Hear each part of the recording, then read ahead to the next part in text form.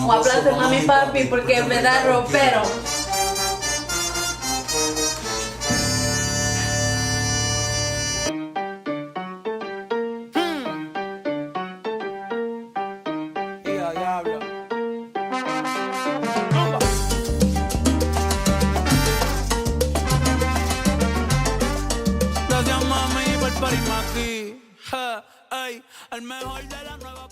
Hello, welcome back to our series of Wandering Alone, where I will be doing things alone and just giving overall tips on how you can get more comfortable with your company and also what are really the benefits behind it.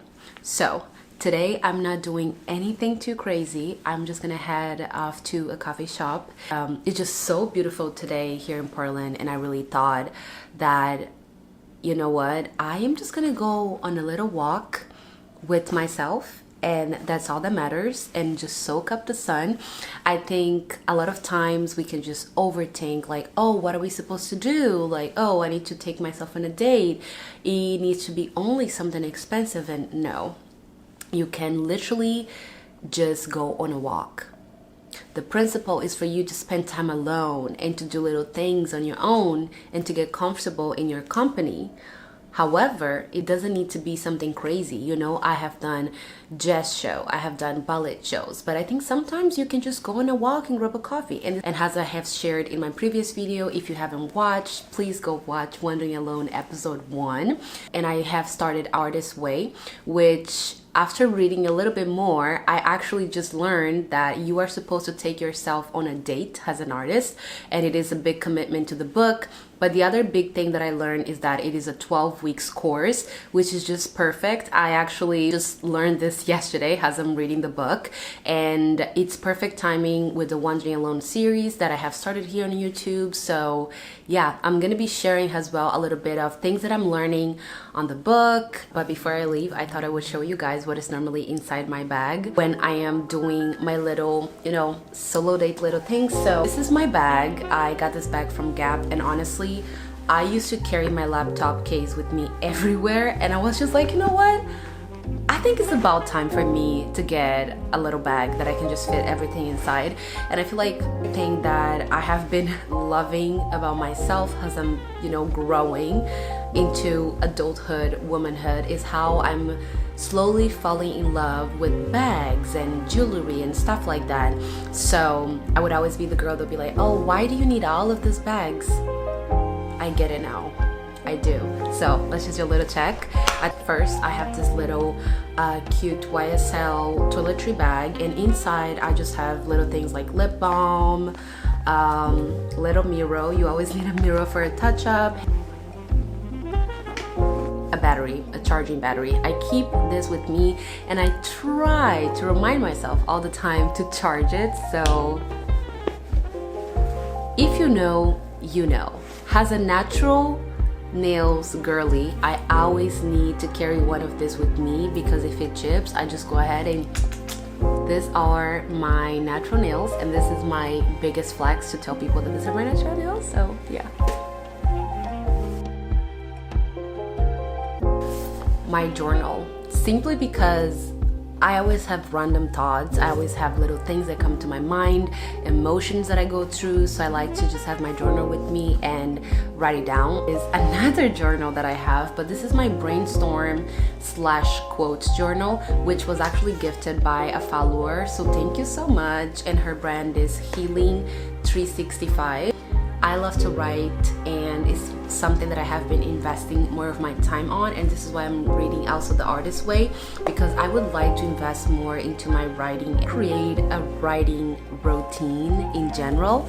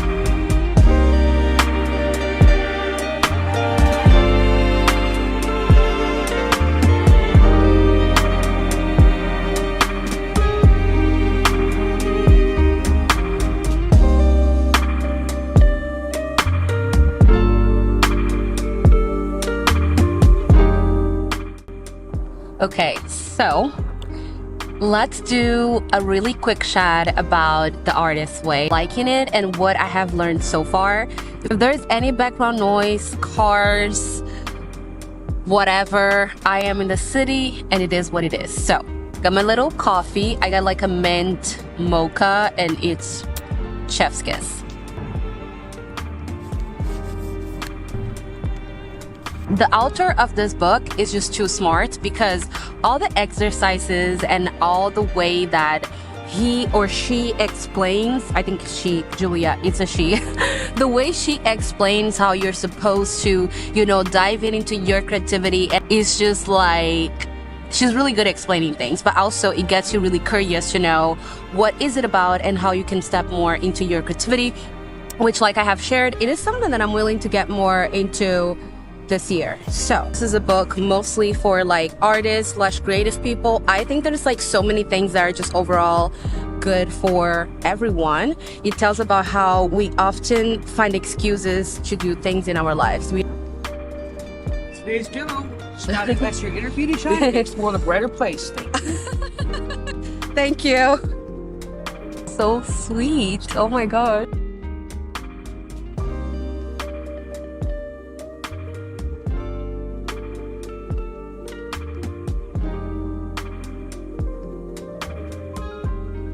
From what I have read so far, it talks about falling in love with the things that you actually like instead of expectations. I think in general, when we create things, we are often pouring our hearts into that, of course, but we are also pouring our hearts a lot of times into the expectations. And the first couple pages that I got to read go over how you need to create a routine to fall in love with the process and to fall in love with what you're creating. And I think that even though this talks about creativity, I think it applies to everything. Self-love and self-esteem journey, it's something that you need to create a routine in order to keep loving yourself, in order to keep motivating yourself. Adding daily affirmations, talking to yourself in the mirror, and exercises like that, and just overall things that keep supporting your self-esteem is because in adulthood, especially in womanhood, we are gonna have changes in our bodies, we're gonna have changes in our lives that are gonna force us to really keep motivating ourselves and keep reminding ourselves why we are who we are and why we are worth it of all the things. I'm gonna report you guys in week 1 of all the things that I have learned, but pretty much there are like so many exercises, and the book makes you do a contract.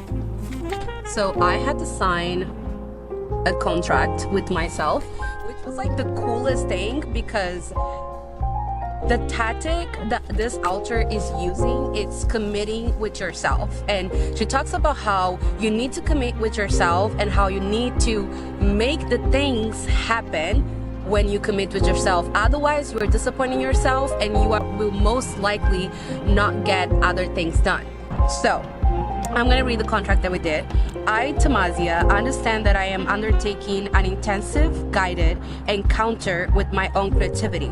I commit myself to the 12-week duration of the course. I do commit to the weekly reading, daily morning pages, a weekly artist date, and the fulfillment of each week's tasks. I promise further understand that this course will raise issues and emotions for me to deal with. I'm scared. Which emotions, which issues? Okay, I have just committed to myself to do this book and I'm gonna do, but also it just reflects how it is important for us to commit with ourselves and to do things. And my camera is gonna die. Great.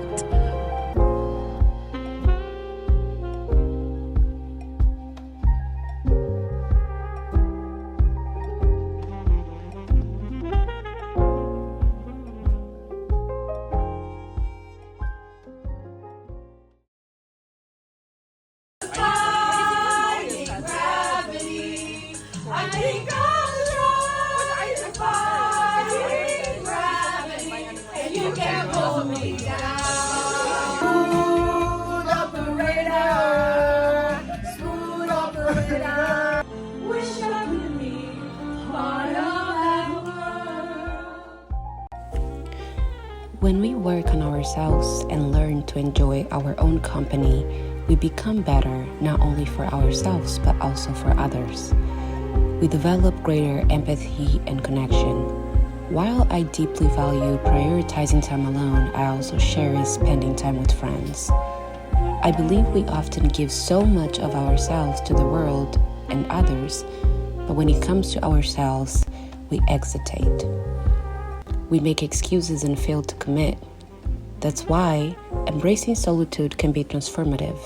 When you start appreciating yourself more, you begin to commit to yourself, and that commitment can unlock so many of your goals and overall happiness. We're dancing all alone.